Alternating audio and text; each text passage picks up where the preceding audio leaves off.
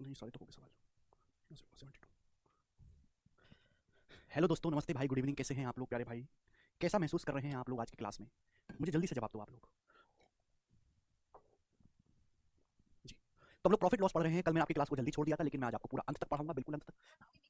अंत की हम प्राप्ति करेंगे। और अगला टाइप हम शुरू करने वाले हैं 72 नंबर क्वेश्चन से। वेरी इजी टाइप है मेरे दोस्तों, नेक्स्ट टाइप। और इस टाइप में एक या दो लाइन के ही सवाल एग्जाम में आते हैं। ये सिंगल लाइनर सवाल के नाम से फेमस है। शुरू करेंगे मेरे दोस्त। 70 71 रह गया। 70 71 तो मैंने कब का करवा दिया है भैया, कुछ नहीं रहा है। 70 और 71 ऑलरेडी मैंने कल करवा दिया। 72 नंबर सवाल लेंगे, सुनो बेटा। अगला टाइप। 168 पेन बेचने पर एक दुकानदार को 14 पेन के क्रिया मूल्य के बराबर लाभ होता है। उसका प्रॉफिट परसेंटेज बताइएगा। एक आदमी 168 पेन बेचता है, बेचने पर उसको प्रॉफिट होता है वो 14 पेन के सीपी के बराबर होता है। लाभ बताइएगा। देखो, प्रॉफिट हो चाहे लॉस हो, किस पे होता है? सीपी पर होता है मेरे दोस्तों। अब कल का लेक्चर जाके देखो। मैंने मान लिया कि माना एक पेन का जो सीपी है वो 1 रुपए है। मैंने मान लिया कि माना एक पेन का जो क्रिया मूल्य है वो 1 रुपए है। मैंने ये मान लिया। आप बोलोगे हाँ जी सर, बिल्कुल सही मान लिया आपने। ठीक है जी। तो एक आदमी ने 168 पेन बेचे। 168 पेन बेचने पर 14 पेन के सीपी के बराबर प्रॉफिट होता है। एक पेन का क्रिया मूल्य 1 रुपए है, तो 168 पेन का क्रिया मूल्य कितना होगा? 168 पेन का क्रिया मूल्य होगा 168 रुपए। तो आपने 168 रुपए के कॉस्ट प्राइस का सामान बेचा, आपको प्रॉफिट हुआ 14 पेन के क्रिया मूल्य के बराबर। अगर एक पेन का सीपी 1 रुपए है तो 14 पेन का सीपी कितना होगा? 14 रुपए होगा। यानी कि 168 रुपए के सामान का क्रिया मूल्य 168 रुपए का आपने कोई सामान बेचा है और आपको जो प्रॉफिट हुआ है वो 14 रुपए का हुआ है। परसेंटेज में कितना? 14 से काटेंगे 168 को, 12 बार चला जाएगा। 14 कम 14, 14 1 बटे 12 प्रॉफिट हुआ। 1 बटे 12 का मतलब ए ऑप्शन 8.33% का आपको प्रॉफिट हो गया। ये सवाल का आंसर है। काफी बेसिक टाइप है इसमें। ठीक है दोस्तों, कुछ भी इसमें ऐसा नहीं है। आगे बताइएगा मेरे प्यारे, जल्दी से करो। प्रॉफिट लॉस बड़ा चैप्टर है, बहुत ज्यादा टाइप है। पूरे अर्थमेटिक का सबसे इंपॉर्टेंट चैप्टर यही है। ये बात आपको दिमाग में रख के पढ़ना है कि पूरे अर्थमेटिक मैथ का सबसे ज्यादा इंपॉर्टेंट चैप्टर जिससे सबसे ज्यादा सवाल आते हैं वो प्रॉफिट एंड लॉस है। 132 आम बेचने पर एक आदमी को 12 आम के क्रिया मूल्य के बराबर हानि होती है। हानि परसेंट बताइए। मैंने मान लिया कि माना एक आम का जो क्रिया मूल्य है 1 रुपए है। मैंने ये मान लिया कि माना एक आम का जो क्रिया मूल्य 1 रुपए। एक आदमी ने 132 आम बेचे। बेचने के लिए भी सामान खरीदना पड़ता है। 132 आम का क्रिया मूल्य कितना होगा? 132 रुपए। तो आदमी ने पहले 132 रुपए के आम खरीदे होंगे 132, फिर उनको बेचा। बेचने पर 12 आम के क्रिया मूल्य के बराबर लॉस हुआ। अगर एक आम का कॉस्ट प्राइस 1 रुपए तो 12 आम का कितना होगा? 12 रुपए। तो 132 रुपए का आपने मेरे दोस्तों सामान खरीदा था, जब आपने बेचा तो आपको 12 रुपए का लॉस हुआ। कितने का लॉस हुआ? 12 रुपए का लॉस हुआ। परसेंटेज में कितना? 12 से 132 काटेंगे 1/11। 1/11 का मतलब 9.09% होता है, तो 9.09% का आपको लॉस हुआ। बेसिक सवाल है, वन लाइनर क्वेश्चन नहीं होता है, इजी टाइप है। ये करेगा मेरे प्यारे, करो, चलेगा। केवल एक शब्द बदलने से पूरा सवाल यहां पे चेंज हो जाएगा। बताइएगा, करो। केवल एक शब्द बदलने से देखिएगा। एक व्यापारी को 45 मीटर कपड़ा बेचने से 12 मीटर कपड़े के सेलिंग प्राइस के बराबर प्रॉफिट होता है। 12 मीटर कपड़े के सेलिंग प्राइस के बराबर प्रॉफिट होता है। तो आपसे पूछा है व्यापारी का प्रॉफिट परसेंटेज क्या है। एक व्यापारी 45 मीटर कपड़ा बेचता है। देखो, किसी भी सामान को बेचने से पहले खरीदना पड़ता है। तो एक व्यापारी ने पहले 45 मीटर कपड़ा खरीदा, खरीदने के बाद उस 45 मीटर कपड़े को बेचा और बेचने पर 12 मीटर कपड़े के सेलिंग प्राइस के बराबर प्रॉफिट हुआ। पूछा प्रॉफिट परसेंटेज। तो भैया यहाँ सेलिंग प्राइस दिया ना, उसको जो प्रॉफिट है वो 12 मीटर कपड़े के सेलिंग प्राइस के बराबर है। तो मैंने ये मान लिया कि माना 1 मीटर कपड़े का जो सेलिंग प्राइस है, यहाँ पे सीपी को नहीं मानोगे, एसपी को मानोगे। मैंने मान लिया कि 1 मीटर कपड़े का जो सेलिंग प्राइस है वो 1 रुपए। बार बार लिखने की जरूरत नहीं है। माना 1 मीटर कपड़े का सेलिंग प्राइस 1 रुपए, आपको जो प्रॉफिट हुआ है वो 12 मीटर कपड़े के सेलिंग प्राइस के बराबर प्रॉफिट हुआ है। 1 मीटर का सेलिंग प्राइस अगर 1 रुपए है तो 12 मीटर कपड़े का सेलिंग प्राइस कितना होगा? 12 रुपए होगा। तो आपको 12 रुपए का प्रॉफिट हुआ मेरे दोस्तों। 12 मीटर कपड़े का सेलिंग प्राइस कितना होगा? 12 रुपए। 12 रुपए का प्रॉफिट हुआ। आपने 45 मीटर कपड़ा बेचा, 12 मीटर कपड़े के सेलिंग प्राइस के बराबर प्रॉफिट हुआ। अगर 1 मीटर कपड़े का सेलिंग प्राइस 1 रुपए है तो 45 मीटर कपड़े का सेलिंग प्राइस कितना होगा? 45 रुपए। यानी कि आपने 45 मीटर कपड़ा, 1 मीटर कपड़े का सेलिंग प्राइस 1 रुपए, 45 मीटर कपड़ा 45 रुपए में बेचा। आपने 45 रुपए का कपड़ा बेचा, आपको 12 रुपए का प्रॉफिट हुआ। तो कॉस्ट प्राइस क्या रहा होगा कपड़े का? तो 45 में से 12 माइनस करेंगे, घटाएंगे, 33 रुपए कॉस्ट प्राइस रहा होगा। 45 रुपए का आपने कपड़ा बेचा, आपको 12 रुपए का प्रॉफिट हुआ। तो सीपी क्या होगा? 45 रुपए से 12 रुपए कम रहा होगा, 33 रुपए। 33 में 12 जोड़ेंगे 45 रुपए का, तब जाके आपके पास सामान बिका। आप बोलोगे हाँ जी सर, बिल्कुल सही। तो ये आ गया मेरे दोस्तों। यहां तक तो कोई परेशानी नहीं। किससे कट रहा है? 3 से डिवाइड हो रहा है मेरे दोस्तों। अभी 4/11, 1/11 9.09% है, 4/11 36.36%। पहले समझा चुका हूं। 1/11 9.09% होता है, 4/11 क्या होगा? इसका 4 गुना करेंगे 36.36% प्रॉफिट होगा। तो पिछले सवाल में इस सवाल में जमीन आसमान का फर्क है। वहां जो प्रॉफिट है वो आपको कॉस्ट प्राइस के बराबर है, यहां सेलिंग प्राइस के बराबर है। यही बेसिक है चंदन। आगे चलते हैं, एक और सवाल आपके सामने करवाता हूं, जरा इसका जवाब दीजिएगा। बहुत अच्छा सवाल है।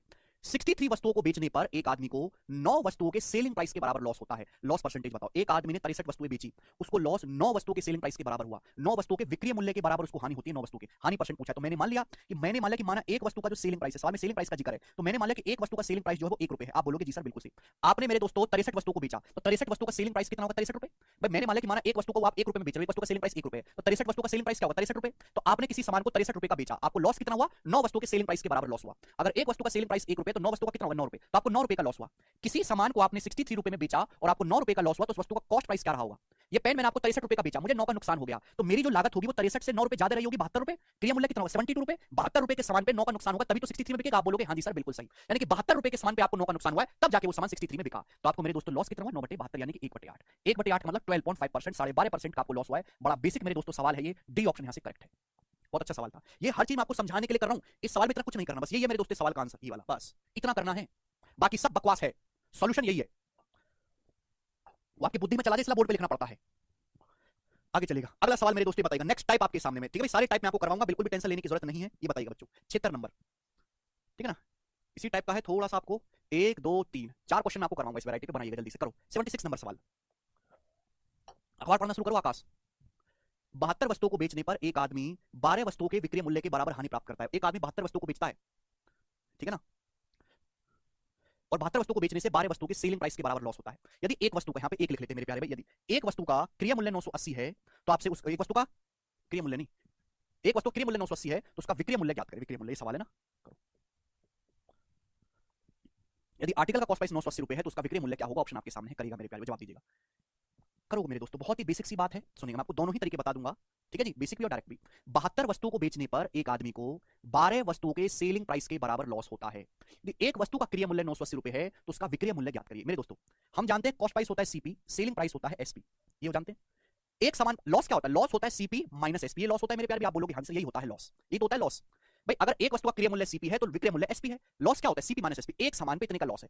72 वस्तु को बेचने पर 12 आर्टिकल के सेलिंग प्राइस के बराबर लॉस होता है। अगर एक आर्टिकल पे इतना लॉस है तो 72 आर्टिकल पे कितना होगा, 72 आर्टिकल पे कितना लॉस होगा, 72 से गुणा कर दो भाई। लॉस क्या होता है, लॉस होता है cost price minus selling price, एक आर्टिकल पे लॉस, 72 आर्टिकल पे कितना लॉस होगा, 72 से गुणा कर दो, ये किसके बराबर है, ये 12 आर्टिकल के सेलिंग प्राइस के बराबर है, 12 वस्तुओं के विक्रय मूल्य के बराबर है। तो यहां से क्या आ जाएगा, 72 आर्टिकल का जो कॉस्ट प्राइस होगा ये उधर जाएगा, 72 प्लस 12 84, 84 आर्टिकल के सेलिंग प्राइस के बराबर आ गया मेरे दोस्तों। तो सीपी से एसपी का रेशियो कितना आ गया मेरे दोस्तों, आर्टिकल का 84 और 72 को काटेंगे 12 से, 12 7 84, 12 72 7/6, तो आर्टिकल के सीपी से एसपी का रेशियो 7/6 आ गया। सीपी कितना दिया, 980 रुपए दिया, 7 की वैल्यू 980 रुपए 140 गुना, तो 6 की वैल्यू भी 140 गुना होगी 840 रुपए, 6 की वैल्यू भी 140 गुना होगी 840 रुपए, आर्टिकल का विक्रय मूल्य आ गया, सी ऑप्शन आंसर है। बिल्कुल बेसिक है मेरे दोस्तों, ये मैंने वो तरीका समझा जिससे किसी बच्चे को कोई कंफ्यूज ना हो, कंफ्यूजन किसी को नहीं होगी, जैसे जैसे सवाल बोला गया वैसे करते जाओ। हालांकि आप इसको दिमाग में सोच के भी कर सकते हैं, बट अगला जैसे मैं सवाल आपके सामने दूंगा तो आप कंफ्यूज होने लगोगे, ध्यान से सुनिएगा। जैसे 77 नंबर सवाल, जरा इसको करो मेरे दोस्तों।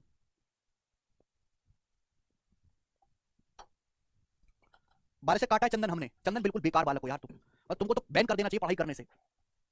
दूसरी क्लास का बालक भी तुमसे बढ़िया डाउट लेता है, दूसरी क्लास का बालक भी। सुलेखा 1040 में 36 किलो चीनी खरीदती है, 1040 में वह चीनी को 10 किलोग्राम चीनी के विक्रय मूल्य के बराबर लाभ पर बेचती है। 5 किलो चीनी का विक्रय मूल्य ज्ञात करें, ऑप्शन आपके सामने है, जवाब दीजिएगा कौन करेगा। सुलेखा 1040 रुपए में 36 किलो चीनी खरीदती है, यानी कि देखो ये 36 किलो चीनी का क्या है, कॉस्ट प्राइस है, 1 किलो चीनी का क्रिया मूल्य, 1 किलो का सीपी, 1 किलो का सेलिंग प्राइस एसपी, तो 36 किलो चीनी का कॉस्ट प्राइस 1040 रुपए है। वह चीनी को 10 किलोग्राम चीनी के सेलिंग प्राइस के बराबर प्रॉफिट पर बेचती है। आप मुझे खुद बताओ प्रॉफिट क्या होता है, प्रॉफिट होता है selling price minus cost price, 1 kilo चीनी पर प्रॉफिट है, 36 किलो चीनी पर कितना प्रॉफिट होगा, तो मल्टीप्लाई बाय 36, 36 किलो चीनी पर इतना प्रॉफिट होगा, ये किसके बराबर है, 36 किलो चीनी पे जो प्रॉफिट हुआ है वो 10 किलो चीनी के सेलिंग प्राइस के बराबर है, 10 किलो चीनी के विक्रय मूल्य के बराबर कर देते हैं, इधर आ जाएगा 36 में से 10 घटाएंगे 26, तो 26 किलो चीनी का जो सेलिंग प्राइस है वो बराबर है 36 किलो चीनी के कॉस्ट प्राइस के, इधर आ जाएगा। इस बात को आप डायरेक्ट लिख सकते थे, अगर आप में 2 रुपए की बुद्धि है, ये आपको लिखने की जरूरत नहीं थी, ये सीधा कर सकते थे। मैं 36 किलो चीनी खरीदी, 10 किलो चीनी के सेलिंग प्राइस के बराबर प्रॉफिट हुआ, यानी कि मेरे प्यारे भाई आपने 36 किलो चीनी जो है उतने में आप जितना 36 किलो चीनी आप खरीद रहे हो जिस दाम में, उतने में आप 26 किलो चीनी ही बेच ले रहे हो, ये आप सीधा सोच सकते थे।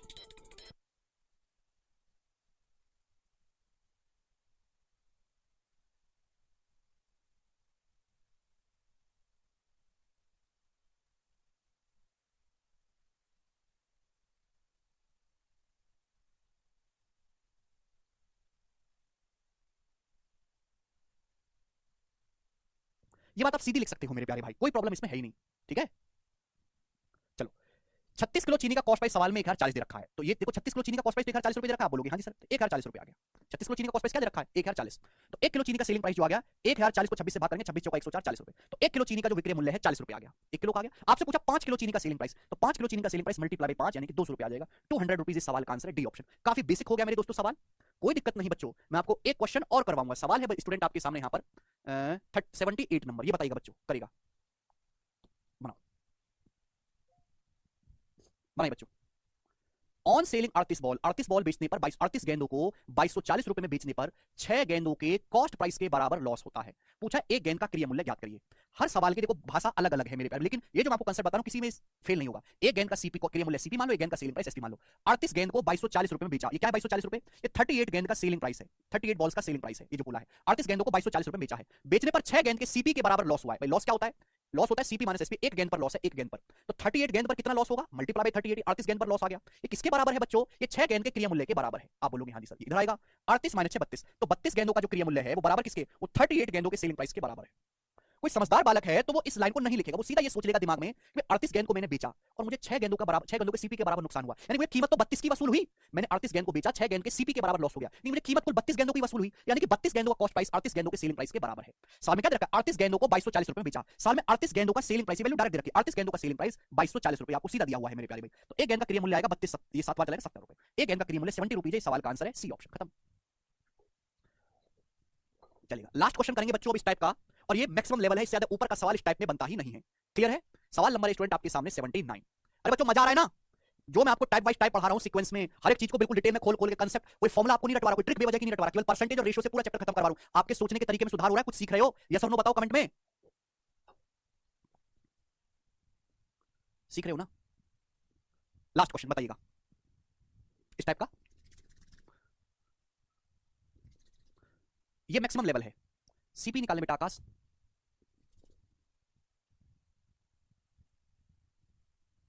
देखिएगा बच्चों, रटवाने वाला कोई काम नहीं किया, इसके लिए ये फॉर्मुला रट लो, इसके लिए ट्रिक रट लो, कोई रटने का काम नहीं है। हर चीज के पीछे कंसेप्ट और कारण मैं आपको बता रहा हूं। लैंग्वेज पकड़ने में आपको थोड़ी प्रॉब्लम है तो आप रीडिंग करो बच्चों। अभी मैं आपको हिंदी अंग्रेजी थोड़ा सिखाऊंगा, सुनिएगा। सवाल क्या है, the profit obtained when 60 chair are sold is equal to the cost price of 45 chair.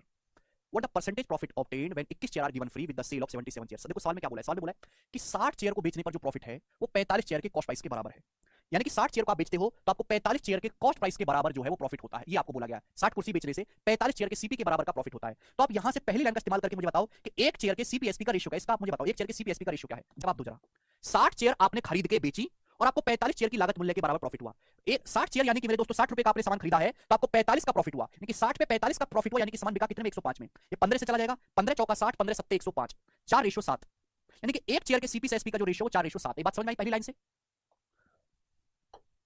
60 कुर्सियों को बेचने पर एक आदमी को 45 चेयर के सीपी के बराबर क्रिया मूल्य के बराबर प्रॉफिट होता है। मतलब क्या है कि मैंने 60 चेयर खरीद के अगर बेची तो 45 चेयर के क्रिया मूल्य के बराबर प्रॉफिट हुआ। 60 चेयर सपोज अगर मैंने 60 रुपए की खरीदी है तो बेचता हूं मैं सब सामान तो 45 का प्रॉफिट हुआ, 60 पे 45 का प्रॉफिट हुआ, 105 रुपए का रेशियो लेंगे 4:7, यानी कि एक चेयर अगर मैंने 4 रुपए की खरीदी है तो मैं उस एक चेयर को 7 रुपए की बेचूंगा। ये पहली लाइन से मुझे पता चल गया। लेकिन अब दूसरी लाइन है, उदयवीर करें सर आपके पढ़ाने का तरीका सबसे अलग है। अलग किस सेंस पे, अच्छे में अलग कि बेकार में अलग? चलेगा। अब यहां पे ये है, what is the percentage profit. Percentage profit क्या होगा जब 21 चेयर फ्री दी जाती हैं 77 चेयर की बिक्री पर। क्या मतलब है इस बात का? 60 पे 45 प्रॉफिट है। आकाश तुम भी बिल्कुल बेकार बालक हो, दो बालक है, तीन बालक, एक चंदन और एक आकाश और एक हिमांशु है, सबसे बेकार है ये बालक। चलो पूरे बैच के, मतलब इनका कॉमन सेंस जो है एक चौथी पांचवी क्लास के बच्चे से भी गया गुजरा है। दो पैसे का दिमाग में नहीं सोच लगा पाते ये। रवि रंजन, देखो रवि रंजन कमजोर बेशक है गणित में, लेकिन वो लगा रहता है, मेहनत करता है। जो रवि रंजन जो बच्चा है, और ये धीरे धीरे सुधार कर रहा है अपने अंदर, पहले जितना बेकार कमेंट करता था अब नहीं करता, अच्छा डाउट पूछता है। लेकिन ये तीनों बालक ऐसे हैं, इनके डाउट का स्तर बहुत गिरा हुआ, नीच किस्म का है। दो शब्द कचरा ग्रुप के बारे में बोलिए। आकाश हमारे बैच में 10 बार है, मैं केवल एक आकाश को बोल रहा हूं, एक चंदन और एक हिमांशु को, ठीक है? बाकी सब तो बढ़िया है, 10 12 आकाश है भाई एक ही बैच में, बाकी सब बढ़िया है। चलो देखो पहली लाइन को मैंने, देखो इस लाइन, पहली लाइन में मैंने आपको 4 सवाल बेसिक करा दिए, मैं दोबारा नहीं समझाऊंगा इस बात को, ये हो गया। पहली लाइन से पता चल गया एक चेयर के सीपी और एसपी का रेशियो। अब आप मुझे बताओ इस सेकंड लाइन का मतलब क्या है, कितने परसेंटेज का प्रॉफिट होगा यदि 21 चेयर फ्री दी जाती है 77 चेयर की बिक्री पर। इस बात का मतलब क्या है, प्रॉफिट कौन कमाता है? दुकानदार। दुकानदार ये कहता है भाई साहब अगर आप मुझे 77 चेयर खरीदोगे आप मुझसे तो मैं आपको 21 चेयर फ्री दूंगा। यानी कि दोस्तों देखो दुकानदार भी अपने जेब खुद से चेयर नहीं बना रहा, दुकानदार भी कहीं से चेयर खरीद के लाता है फिर बेचता है। दुकानदार कहता है अपने ग्राहक से भाई साहब अगर आप मुझसे 77 चेयर खरीदोगे, 77 चेयर आप मुझसे खरीदोगे तो मैं आपको 21 चेयर फ्री दूंगा। यानी कि इस बात का मतलब है कि आप 77 चेयर का पैसा मुझे दो, आप 77 चेयर का ही पैसा मुझे पे करो और मैं आपको 21 चेयर एक्स्ट्रा दूंगा, यानी कि मैं आपको 98 चेयर दूंगा। यानी कि आप 77 चेयर का पैसा दो और 98 चेयर मुझसे ले जाओ, क्योंकि 21 चेयर जो है उसमें फ्री है। यही मतलब हुआ इस बात का, इस बात का यही मतलब। कितने बच्चे इस बात को समझ पाए हैं? कितने बच्चे? जो मैंने आपसे बात कही लॉजिकली सोचो, कितने बच्चे इस बात को समझ पाए कि दुकानदार कहता है कि 21 चेयर मैं आपको फ्री दूंगा अगर आप मुझसे 77 चेयर खरीदोगे। यानी कि दुकानदार कह रहा है कि 77 चेयर का आप मुझे पैसा दो, केवल 77 चेयर का, और आप 21 चेयर फालतू ले जाओ, यानी कि 77 प्लस 21 आप मुझसे 98 चेयर ले जाओ। यही मतलब हुआ।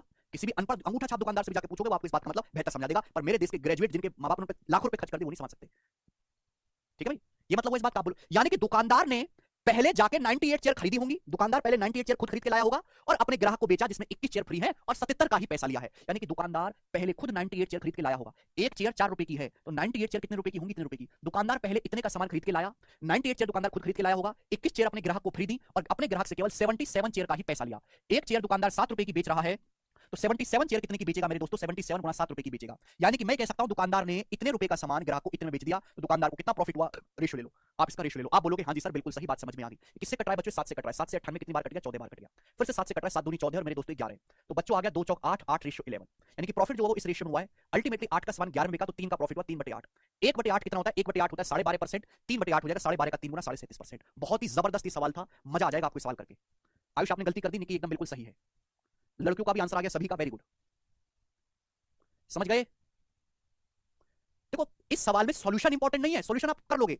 इस सवाल में इंपॉर्टेंट है कि सवाल खुद अपने आप में समझ में आए कि सवाल कहना क्या चाह रहा है, और उसके लिए आपकी हिंदी और अंग्रेजी पे पकड़ बहुत अच्छी होनी चाहिए। कॉमन सेंस आपको सोचना, हाँ ये मेंस का सवाल है, प्री का सवाल नहीं है, ये मेंस का है, ठीक है ना? देखो आप प्री का सवाल तो समझ पा रहे हो, देखो ये सब सवाल प्री के थे, कितना बेसिक सवाल थे, इनमें कुछ दिक्कत ही नहीं थी। लेकिन मेंस में दिक्कत होती है क्योंकि वो सवाल थोड़े अच्छे लेवल का होता है, ठीक है ना? धीरे धीरे आप इनको जल्दी सीखने लगोगे मेरे प्यारे भाई। चलो ये टाइप समाप्त, टाइप ओवर। अगले टाइप की तरफ हम चलेंगे मेरे प्यारे भाई। नेक्स्ट टाइप, ध्यान से सुनिएगा सभी बच्चे मेरे प्यारे भाई, आपको मुझे जवाब देंगे। सवाल नंबर है 80, नेक्स्ट टाइप चलेगा। और इस टाइप के प्यारे बच्चों में आपको 4-5 सवाल करवाऊंगा, 4-5, ध्यान सुनिएगा। एक आदमी ने 2 या 2 से ज्यादा वस्तु खरीदी, कुछ मान लीजिए एक आदमी ने 2 वस्तु खरीदी सेम कॉस्ट प्राइस पर, सेम क्रय मूल्य पर। एक आदमी ने 2 वस्तुएं खरीदी मेरे दोस्तों सेम कॉस्ट प्राइस पर। पहली वस्तु भी 100 रुपए की खरीदी, दूसरी 100 रुपए खरीदी, दोनों वस्तु सेम कॉस्ट प्राइस पर खरीदी। मैं आपसे जानना चाहता हूं एक वस्तु को दुकानदार ने बेच दिया X% के प्रॉफिट पे। देखो प्रॉफिट है तो मेरे दोस्तों पॉजिटिव हो जाएगा, लॉस है तो नेगेटिव हो जाएगा। कंसेप्ट समझिएगा, अगला कंसेप्ट है, कंसेप्ट मैं आपको लिखवा रहा हूं, फिर मैं आपको इस पे एग्जांपल भी दूंगा। नेक्स्ट कंसेप्ट, एक आदमी ने 2 वस्तु खरीदी, दोनों को सेम क्रय मूल्य पर खरीदा है। पहली वस्तु को X% प्रॉफिट या लॉस में बेचा, दूसरी वस्तु को Y% के प्रॉफिट या लॉस में बेचा। प्रॉफिट है तो पॉजिटिव लेंगे, लॉस है तो नेगेटिव लेंगे। तो मैं आपसे जानना चाहता हूं दोनों ही वस्तुओं पर कुल मिलाकर, यानी कि ओवरऑल दोनों वस्तुओं पर कुल मिलाकर ओवरऑल पूरे ट्रांजैक्शन में कुल कितने रुपए का प्रॉफिट हुआ? मैं आपसे जानना चाहता हूं ओवरऑल कितने का प्रॉफिट हुआ। कितने बच्चे इसको समझ पाएंगे? जवाब दो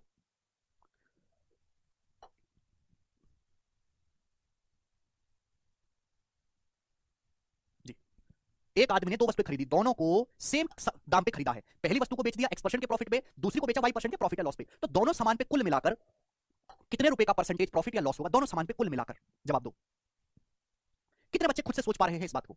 नहीं सोच पा रहे। एलिगेशन या डेविएशन? हाँ बिल्कुल सही, डेविएशन है पर यहां जरूरत नहीं है। ओवरऑल जो प्रॉफिट होगा मेरे दोस्तों, अगर क्रिया मूल्य सेम है तो एवरेज होगा। आपको एवरेज लेना है मेरे प्यारे भाई। दो संख्याओं का एवरेज क्या होता है? जोड़ के आधा कर दो। 3 संख्या होती है जोड़ के बटे 3 करते, 4 संख्या होती है बटे 4 करते। तो ओवरऑल जो आपका प्रॉफिट या लॉस होगा वो X% और Y% का एवरेज होगा, मतलब आपको जोड़ के आधा करना है। X% प्लस Y% बटे 2। आप बोलोगे हाँ जी सर बिल्कुल सही। बोलोगे नहीं समझ में आया सर, कैसे हुआ कैसे हुआ? मुझे पता है आपको नहीं समझ में आया। ध्यान सुनिएगा, सपोज आपकी सरकारी नौकरी नहीं लगी, जो आपकी लगेगी 99% लोगों की, 1% की लगेगी, तो आपने फिर बाद में परचूनी की दुकान खोली। आप परचूनी की दुकान खोली, आप उसमें टॉफी खरीद के लाए और बिस्कुट खरीद के लाए। आप उसमें टॉफी और बिस्कुट खरीद के लाए मेरे दोस्तों। आप टॉफी भी खरीद के लाए हो 100 रुपए की, आप बिस्कुट भी खरीद के लाए हो 100 रुपए का। क्लियर है?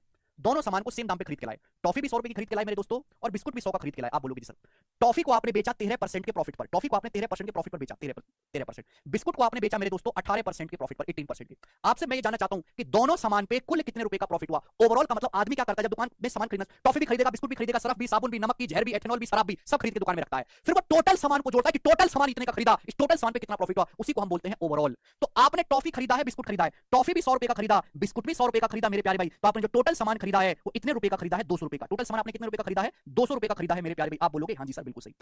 टॉफी पे कितना प्रॉफिट हुआ मेरे दोस्तों? जवाब दीजिएगा। टॉफी पे कितना प्रॉफिट हुआ? तो आप कहोगे सर 100 रुपए की टॉफी थी, 13% का प्रॉफिट हुआ, यानी कि 13 रुपए का। 100 का 13% कितना होता है? 13। टॉफी पे 13 का प्रॉफिट हुआ। बिस्कुट पे कितना प्रॉफिट हुआ? 100 रुपए का 18% कितना होता है? 18। बिस्कुट पे 18 रुपए का प्रॉफिट हुआ। दोनों सामान पे कितना प्रॉफिट हुआ? ओवरऑल का मतलब बीच में प्लस आता है मेरे प्यारे भाई। सक्सेसिव का मतलब बीच में गुणा आती है। ओवरऑल का मतलब दोनों सामान पे कुल मिलाकर, तो दोनों सामान का टोटल क्रिया मूल्य 200 है, दोनों सामान पे कुल मिलाकर टॉफी और बिस्कुट पे 13 प्लस 18 का प्रॉफिट हुआ। मैं आपसे जानना चाहता हूं परसेंटेज में कितना प्रॉफिट हुआ? तो 100 से मेरे दोस्तों गुणा करेंगे, परसेंटेज का साइन लगाएंगे। तो बच्चे 2 जीरो से 2 जीरो कट जाएगा, तो एवरेज नहीं आ गया।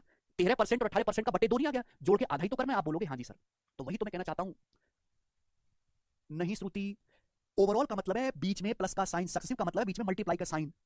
टॉफी प्लस बिस्कुट पे कितना परसेंट प्रॉफिट हुआ? प्लस बिस्कुट पे, तो टॉफी 100 प्लस बिस्कुट मेरे दोस्तों 100, 200 रुपए हो गए दोनों के मूल्य। तो क्या 13 प्लस 18 31 बटे 2 15.5% का मेरे दोस्तों ओवरऑल मेरे प्यारे भाई आपको प्रॉफिट हुआ। ये इसका बेसिक हो गया, एग्जांपल से मैंने आपको समझा दिया। एक्चुअली मेरे प्यारे भाई ये एक बहुत बेहतरीन एग्जांपल समझा, और डीप में आप इसको बताओ। मैंने आपको परसेंटेज में 2 तरीके बताए हैं, मैंने आपको परसेंटेज में 2 तरीके बताए, एक तो डेविएशन और एक सक्सेसिव। दोनों का ही इस्तेमाल होता है ओवरऑल इफेक्ट निकालने के लिए, कुल प्रतिशत में बदलाव निकालने के लिए। 2 वस्तुएं ए और बी हैं, ए में बदलाव किया, बी में बदलाव किया, तो ए प्लस बी में कितना बदलाव हुआ, कैसे निकालेंगे? डेविएशन से। 2 वस्तुएं ए और बी हैं, ए गुणा बी में कितना बदलाव हुआ, कैसे निकालेंगे? सक्सेसिव से। तो मेरे प्यारे डेविएशन जो होता है हमेशा बेस वैल्यू को हमेशा बेस वैल्यू को जो है रेशियो लेके निकाला जाता है। चाहे प्रॉफिट परसेंटेज हो, चाहे लॉस परसेंटेज हो। हमेशा किसको बेस मान के कैलकुलेट किया जाता है? सीपी को, क्रिया मूल्य को। हमेशा सीपी को बेस मान के कैलकुलेट किया जाता है, चाहे प्रॉफिट परसेंटेज हो चाहे लॉस परसेंटेज हो। प्रॉफिट परसेंटेज क्या होता है? प्रॉफिट बटे कॉस्ट प्राइस इनटू 100%, ये होता है प्रॉफिट परसेंटेज। प्रॉफिट हो चाहे लॉस हो, हमेशा सीपी को बेस मान के निकाला जाता है। भाई आपने दो वस्तुएं खरीदी, दो वस्तु मेरे को नाम दे देता हूं ए और बी। आपने दो वस्तु खरीदी, ठीक है मेरे प्यारे भाई, टॉफी और बिस्कुट। आपने दो वस्तु खरीदी, टॉफी और बिस्कुट, दोनों को सेम कॉस्ट प्राइस पे खरीदा, सेम क्रिया मूल्य पे खरीदा, यानी कि कॉस्ट प्राइस का रेशियो कितना है? 1:1। सीपी का रेशियो कितना है बच्चों? क्रिया मूल्य का 1:1 रेशियो क्रिया मूल्य का। टॉफी जितने रुपए में खरीदे, बिस्कुट भी उतने का खरीदा, सेम सीपी में। टॉफी को आपने बेचा 13% के प्रॉफिट में, बिस्कुट को आपने बेचा 15% के प्रॉफिट में, 18% के प्रॉफिट में। ओवरऑल कितना प्रॉफिट हुआ? ओवरऑल का मतलब मेरा ये है कि टॉफी प्लस बिस्कुट दोनों सामान पे मिलाकर कितना प्रॉफिट हुआ, बीच में प्लस आ रहा है। मैंने आपको सिखाया था डेरिवेशन में कि अगर बेस वैल्यू सेम है मेरे प्यारे भाई, तो ओवरऑल जो आएगा वो एवरेज हो जाएगा, केवल 13% प्लस 18% बटे 2, यानी कि ओवरऑल आपको 15.5% का लाभ होगा। आप बोलोगे हाँ जी सर समझ में आ गया, कोई दिक्कत ही नहीं। क्लियर? दोनों सामान पे कुल मिलाकर 15.5% का प्रॉफिट होगा। अब मैं इसी पे बेस्ड आपसे सवाल पूछता हूं, सवाल नंबर 80। एक छोटी सी बात को समझने में कितना टाइम तुम बर्बाद करवाते हो तुम इसका अंदाजा तक नहीं है। फ्रैक्शन में होता तो कोई दिक्कत नहीं, तो भी जोड़ के अदा करना था। बताइएगा, एक आदमी ने दो वस्तुएं खरीदी जिसमें से प्रत्येक की कीमत 4158 थी। एक आदमी ने दो वस्तु खरीदी, हर एक वस्तु की कीमत 4158 थी। इस लाइन से क्या पता चलता है कि एक आदमी ने दो वस्तुएं सेम दाम पे खरीदी हैं, उनका क्रिया मूल्य सेम है, सेम दाम पर खरीदी है। एक वस्तु को बेचा 15% के लॉस पर, दूसरी को कितने परसेंट के लाभ पर बेचा जाए ताकि कोई लाभ या हानि ना हो, यानी कि मेरे दोस्तों ओवरऑल आपका 0% रहे, नो प्रॉफिट नो लॉस। दो वस्तु एक आदमी ने खरीदी सेम क्रिया मूल्य पर, एक पे 15% का लॉस हो गया, दूसरे को कितने परसेंट प्रॉफिट में बेची जाए कि ओवरऑल ना तो कोई प्रॉफिट हो ना ही कोई लॉस हो, तो दूसरी वस्तु को मुझे 15% के प्रॉफिट में बेचना चाहिए। आप बोलोगे हाँ जी सर बिल्कुल सही। भाई सर्फ खरीदा, साबुन खरीदा, सर्फ भी 100 रुपए का, साबुन भी 100 रुपए का, सर्फ पे 15 का नुकसान हो गया, साबुन पे 15 रुपए का प्रॉफिट कमा लिया, ओवरऑल 0 पे आ गए, तो दूसरी वस्तु को 15% के प्रॉफिट में बेचना पड़ेगा।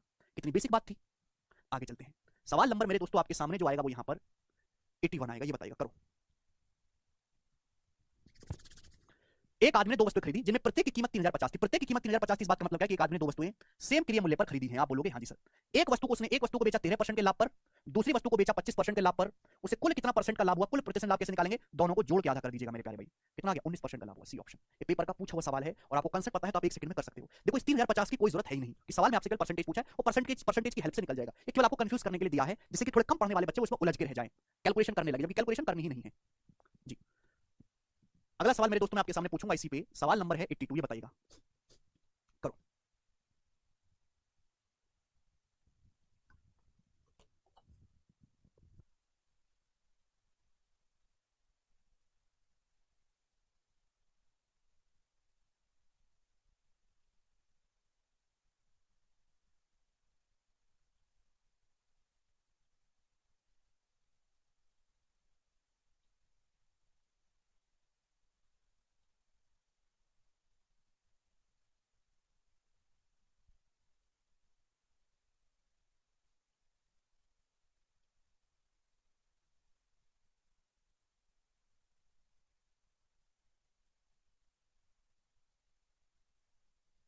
बताओ बच्चों।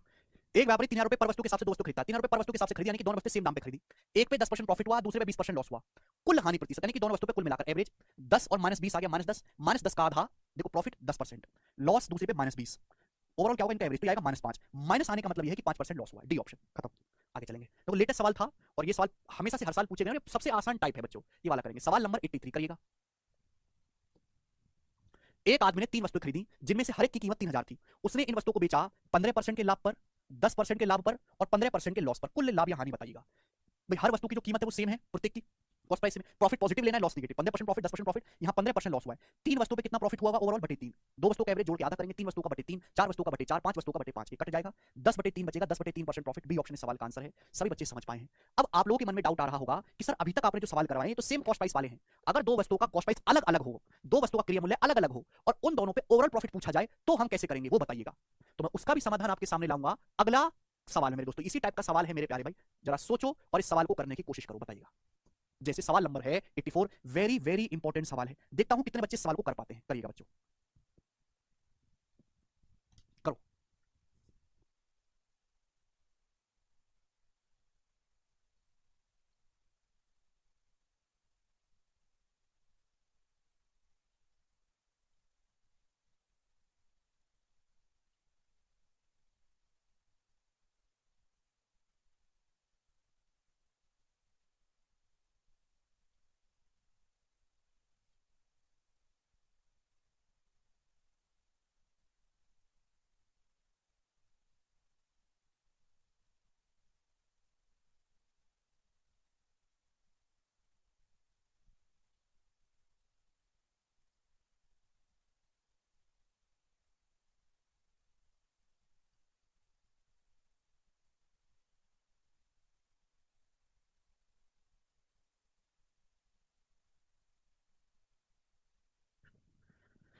बताओ भाई क्या उत्तर है इस सवाल का? क्या आप ये सवाल सॉल्व कर सकते हैं? सोचो। ए ने दो वस्तुएं खरीदी 40 से 80 रुपए में, 7 20 रुपए में। उन्हें 6% और 14.5% के प्रॉफिट बेच दिया। कुल लाभ परसेंट बताइएगा। पहला तरीका बेसिक, कि दोनों का सीपी दिया है तो टोटल कॉस्ट प्राइस आ जाएगा, दोनों का प्रॉफिट परसेंटेज दिया, दोनों पे अलग अलग प्रॉफिट कैलकुलेट कर लो, फिर वहां से टोटल प्रॉफिट आप निकाल लीजिएगा। देखो, आपसे सवाल पूछा था कुल लाभ प्रतिशत, ओवरऑल गेन परसेंट, दो वस्तुएं खरीदी हैं, चाहे प्रॉफिट परसेंटेज हो चाहे लॉस परसेंटेज हो, सीपी को बेस मान के निकाला जाता है, सीपी को बेस मान के ओवरऑल आपसे पूछा है, तो ऐसे सवाल में क्या इस्तेमाल होगा? डेविएशन इस्तेमाल होगा, डेविएशन। भाई ए ने दो वस्तुएं खरीदी, पहली वस्तु खरीदी है 4680 रुपए की, दूसरी वस्तु खरीदी है 7020 रुपए की, क्रिया मूल्य है। पहली वस्तु को बेचा है 6% के लाभ पर, दूसरी को बेचा है 14.5% के लाभ पर, दोनों वस्तुओं को मिलाकर, यानी कि फर्स्ट प्लस प्लस है, फर्स्ट प्लस सेकंड, दोनों पे कितना परसेंट प्रॉफिट होगा, तो ओवरऑल निकालने के लिए इस्तेमाल करेंगे डेविएशन। लेकिन प्रॉफिट परसेंटेज किसको बेस मान के निकाला जाता है? सीपी को। तो आपको सीपी की एक्जैक्ट वैल्यू की जरूरत नहीं, आप सीपी का क्या ले लेंगे? रेशियो। बेस वैल्यू का हम रेशियो ले लेते हैं। सीपी का रेशियो क्या है मेरे प्यारे? 0 से 0 चला जाएगा, ये जाएगा 234 से, 234 से भाग हो रहा है, 234 का दुगना और 234 का तिया।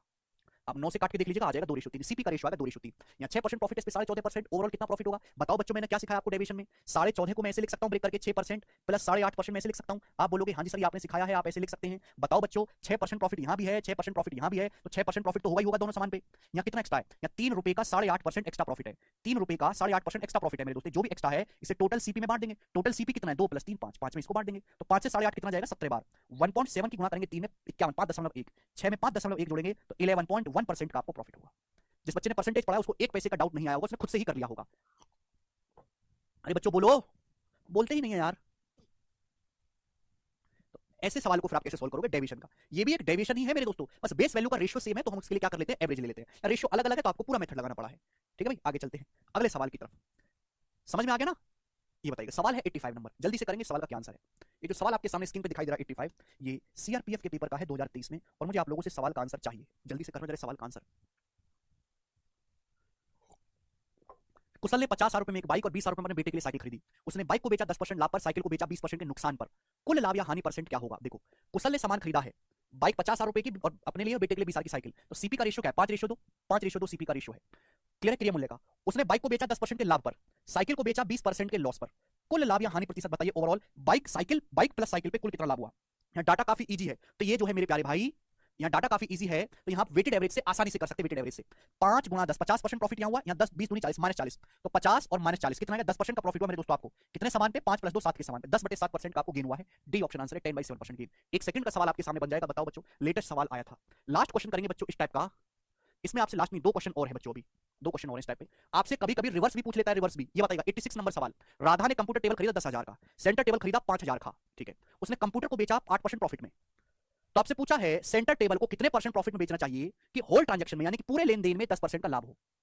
लॉस हुआ है ना सर, गेन का। फाइनल आंसर अगर पॉजिटिव आया आकाश तो प्रॉफिट होगा, नेगेटिव आया तो लॉस होगा। राधा ने कंप्यूटर टेबल खरीदा, कंप्यूटर टेबल कितने का? 10,000 का। सेंटर टेबल है ना, ये कंप्यूटर टेबल है, कंप्यूटर टेबल, और ये सेंटर टेबल। कंप्यूटर टेबल 10,000 का, सेंटर टेबल 5,000 का। सीपी का रेशियो कितना है? 10,000 5,000, 2:1। कंप्यूटर टेबल और सेंटर टेबल के क्रिया मूल्य का रेशियो 2:1 है। ये खरीद लिया राधा ने। कंप्यूटर टेबल को बेचा 8% के लाभ पर, कंप्यूटर टेबल को। पूछा सेंटर टेबल को, कंप्यूटर टेबल को 8% के लाभ पर बेचा, सेंटर टेबल को कितने परसेंट के प्रॉफिट पर बेचना चाहिए जिससे कि ओवरऑल होल ट्रांजैक्शन में, पूरे लेन देन में 10% का लाभ हो? बताइएगा। रिवर्स डेविएशन सिखाया है आपको, सिखाया है। अगर ओवरऑल 10% प्रॉफिट है तो ये भी 10% होना चाहिए, ये भी 10% होना चाहिए। अगर यहाँ 10% प्रॉफिट होता, यहाँ 10% प्रॉफिट होता तो ओवरऑल भी 10% आता, लेकिन ये 10 नहीं है, 8% है। 10 से कितना कम है? 8, 2% कम है मेरे प्यारे भाई। तो 2 दूनी 4, 4% कम है, तो बैलेंस करने के लिए 4% एक्स्ट्रा कर देंगे मेरे प्यारे भाई। कितने के समान पे? 1 यूनिट के समान पे। कंप्यूटर टेबल का प्राइस 1 है, तो 10 + 4 यानी कि 14, तो 14% के मेरे प्यारे, सॉरी 14% के दोस्तों आपको प्रॉफिट बेचना पड़ेगा सेंटर टेबल को। रिवर्स डेविएशन लगेगा। बहुत ही जबरदस्त सवाल हो गया ये आपके सामने। लास्ट क्वेश्चन करेंगे इस टाइप का, फिर टाइप समाप्त हो जाएगा मेरे दोस्तों। 87 नंबर अगला टाइप में आपके सामने फिर फेंक के मारूंगा। करिएगा भाई साहब, इस सवाल का क्या आंसर है बनाओ।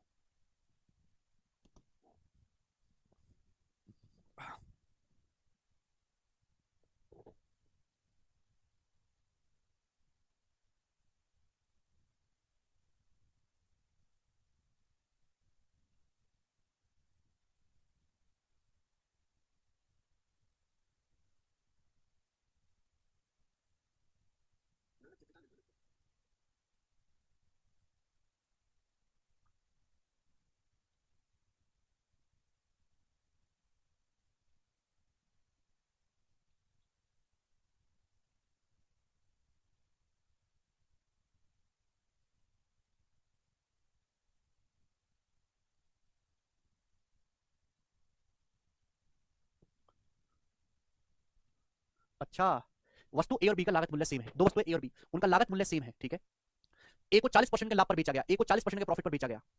और बी को ए के सेलिंग प्राइस से 64 रुपए कम पर बेचा गया है। दो वस्तु ए और बी सेलिंग प्राइस उनका लागत मूल्य सेम है।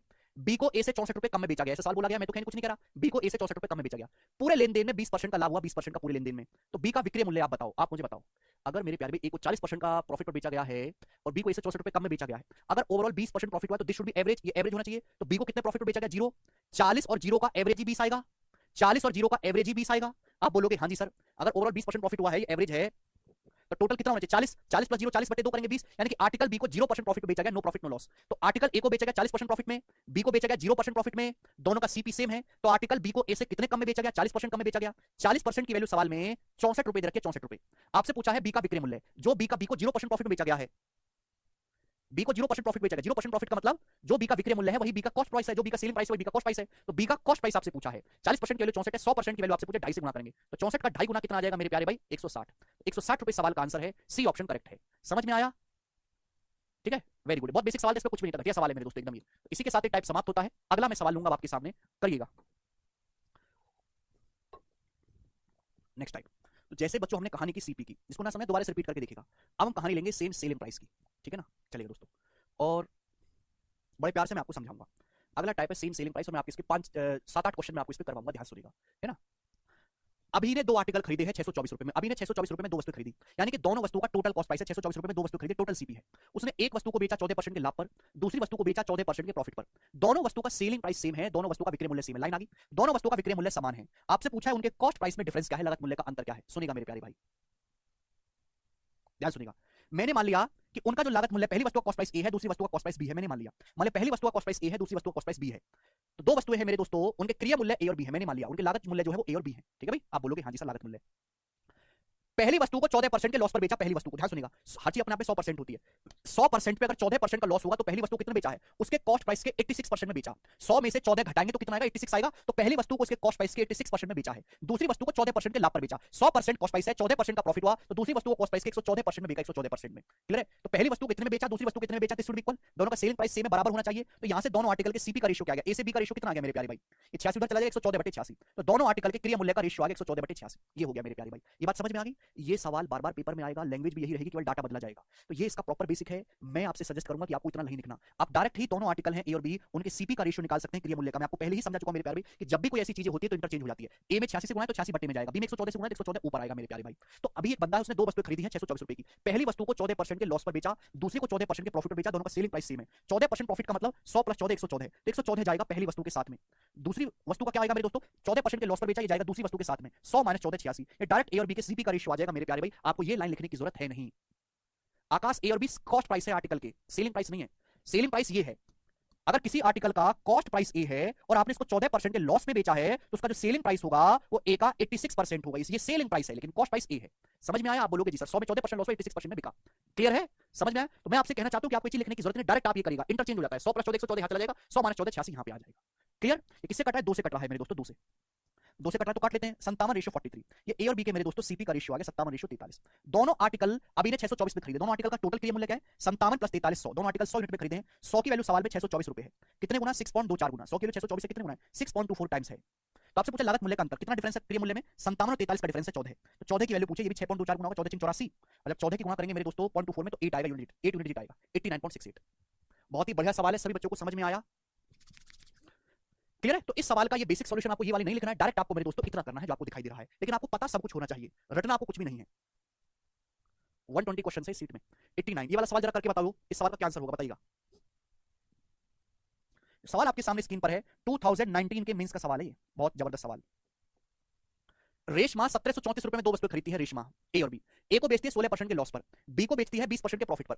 ए को बेचती है 16% के लॉस पर, बी को 20% के प्रॉफिट पर। दोनों का सेलिंग प्राइस सेम है, दोनों वस्तुओं का विक्रय मूल्य बराबर है। यदि वस्तु ए को 1147.5 रुपए में बेचा गया है तो वस्तु ए पर प्रॉफिट बताइएगा। तो क्वेश्चन सॉल्व करने के लिए क्या चाहिए? वस्तु ए का क्रय मूल्य चाहिए। अभी समझा है कि जब भी ये टाइप आए दोनों वस्तुओं का विक्रय मूल्य समान है तो मुझे करना क्या? विक्रय मूल्य को बराबर करना है, बराबर। ये टाइप मैंने यूट्यूब पर भी पढ़ाया है। तो आर्टिकल ए को आपने 16% के लॉस पर बेचा, बी को 20% के प्रॉफिट पर बेचा, तो दोनों के सीपी का रेशियो क्या आएगा? 20 जाएगा ए के पास, 20% प्रॉफिट मतलब 100 + 20 120। आप बोलोगे जी सर रेशियो, 16% लॉस किसके पास है? बी के पास। 16% लॉस मतलब 100 माइनस 16 84। देखो एक लाइन में आपके सामने मैंने लिख दिया। ये आर्टिकल ए और बी के सीपी का रेशियो आ गया 1 सेकंड में। लास्ट डेट सही किया है अनिल। ये 12 से चला जाएगा, 12 2 120, 12 7 84, दोनों के सीपी का रेशियो आ गया 10:7। एक लाइन में आ गया। रेशमा ने दोनों वस्तुएं 1734 रुपए में खरीदी है। दोनों वस्तुओं का सीपी क्या है? 10 + 7 17। दोनों वस्तुओं का सीपी 17 यूनिट है। 17 की वैल्यू सवाल में 1734 रुपए है, 102 गुना। 1 यूनिट के लिए 102 है, तो 10 यूनिट की वैल्यू कितनी होगी? 10 का 102 गुना 1020 रुपए। तो आर्टिकल ए का जो कॉस्ट प्राइस होगा, क्रय मूल्य है, वो 1020 रुपए होगा। आप बोलोगे जी सर बिल्कुल सही। तो पहले आपने आर्टिकल ए का सीपी निकाला। पूछा क्या है? आर्टिकल ए को यदि 1147.5 में बेचा जाए, 1147.5 में, तो कितना प्रॉफिट होगा? आप मुझे खुद बताओ कि आर्टिकल ए का क्रय मूल्य 1020 है। 1020 का सामान अगर 1147.5 बेचूंगा तो कितना प्रॉफिट होगा? 127.5 रुपए का प्रॉफिट होगा, 127.5 रुपीज का। ये परसेंटेज में कितना हुआ बताइएगा? 1020 पे 127.5 का प्रॉफिट हो रहा है, तो कितना? 10% तो ज्यादा आएगा ना। 1020 का 10% 102 होता है, 10% से ज्यादा आएगा। ठीक है भैया? 12 नहीं आएगा। 1020 का 12% निकालूंगा तो यूनिट 2 दूनी 4 आ जाएगा। 1020 की 12 में गुणा करूंगा 4 ही आएगा, 12.5%। 12.5% प्रॉफिट आएगा। समझ में आया? आप बोलोगे हाँ जी सर बिल्कुल सही समझ में आया है। क्योंकि 10% से ज्यादा होगा मेरे प्यारे भाई, इवन 11% से भी ज्यादा होगा। ठीक है भैया? और 12 तो आ नहीं सकता क्योंकि 12 के हिसाब से यूनिट 4 आ जाएगा। सर आप इस क्वेश्चन कितने सेकंड में सॉल्व करते पेपर में? ज्यादा से ज्यादा 7 से 8 सेकंड। पीयूष 1020 कैसे आया? 1020 आया आर्टिकल का कॉस्ट प्राइस। रेशमा ने दोनों वस्तुएं 1734 रुपए में खरीदी हैं। दोनों का कॉस्ट प्राइस क्या है? 10 + 7 17 यूनिट। 17 के लिए 1734 के बराबर, 1 यूनिट के लिए 102, 10 यूनिट की वैल्यू 10 का 102 गुना 1020 रुपए। आगे चलते। सवाल नंबर है, आप पढ़ने के बाद इस सवाल को सॉल्व करने में 8-9 सेकंड से ज्यादा का टाइम नहीं लगेगा। पढ़ने के बाद, ठीक है? बिना पढ़े नहीं। अगला सवाल देखेंगे। सवाल नंबर है आपके सामने 90। बताइए जल्दी से क्या उत्तर है? रेशमा ने, सॉरी रेशमा कहने, विजय ने फ्रिज, रेशमा तो पिछले सवाल में गई। विजय ने फ्रिज और वॉशिंग मशीन खरीदा। फ्रिज और वॉशिंग मशीन कितने में? 38,200 रुपए में।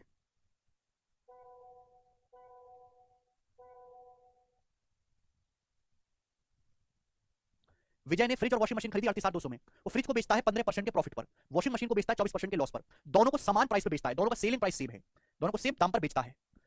वॉशिंग मशीन का क्रय मूल्य, ये 15 जाएगा वॉशिंग मशीन के साथ, 15% प्रॉफिट है ना, ये जाएगा वॉशिंग मशीन के साथ। 100 + 15 115 है भाई। वॉशिंग मशीन को 24% के लॉस पर बेचा है, ये 24 जाएगा फ्रिज के साथ। 100 - 24 76 आ गया।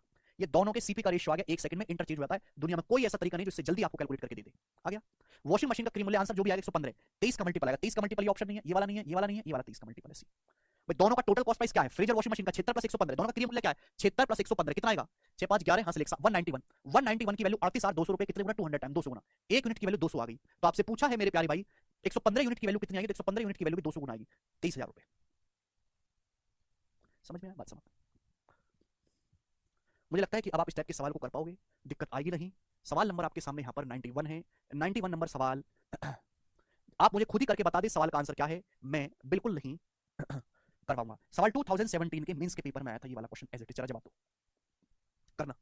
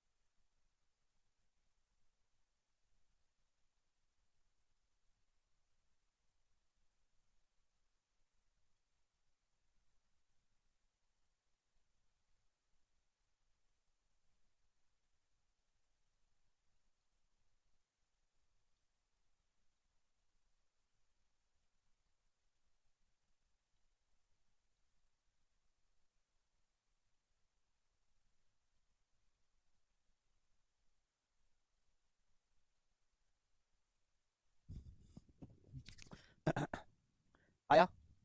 सभी बच्चों ने कर लिया। इस सवाल का आंसर 6,000 रुपए है। सस्ते जानवर का दाम पूछा था, आपने बता दिया कि सस्ता जानवर 6,000 का है मेरे दोस्तों। सवाल आप कर सकते हैं। अगले क्वेश्चन की तरफ इसमें जाएंगे 20 नंबर। अब इसी वैरायटी पे मिसलेनियस सवाल है मेरे प्यारे भाई, है वही मेरे दोस्तों। करो सवाल नंबर 92। आसान टाइप करने वाला। जोसेफ ने 2 ऊनी जैकेट खरीदी 2100 और 3150 में।